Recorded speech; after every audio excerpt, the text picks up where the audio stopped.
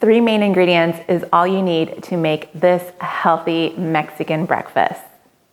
Hi guys, I'm Renee Fuentes and welcome back to my channel, Thai Caliente.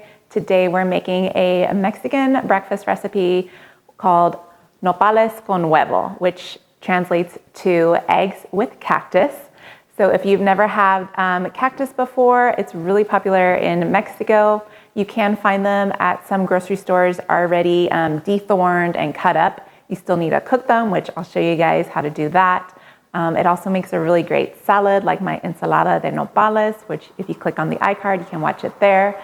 But this is just such a simple, comforting breakfast, but it's loaded with nutrition and it's a great, healthy start to the morning. All right, you guys, let's get started. So these are the nopalitos that you can get at the store. You just need to rinse them well because there will be kind of like some slime on them. So give them a good rinse, and then we're gonna boil them with some onion powder and cilantro. So go ahead and add them to a pot of water, and then we're gonna boil them for about 15 minutes just until they get nice and tender. You'll see that the color did change to kind of a muted green, but that's okay. Rinse them with cold water, and at this point you can leave them in the fridge or start making the huevo con nopales. So I have my nopales, I have some sliced yellow onion that I've just thinly sliced, and then I'm using 2 eggs for 1 serving. So go ahead and whisk those eggs vigorously until they get nice and smooth. Then in a saute pan, add a little bit of oil and your yellow onions. I really want these to get some color and caramelize, so I'm gonna cook them until they look like this. Trust me, it's gonna add so much flavor. So now we're going to heat up our nopales, so add them to the skillet so they can get warm as well. And then once that's combined, we're going to add the egg. I lowered the heat of my skillet because I really love a soft scrambled egg.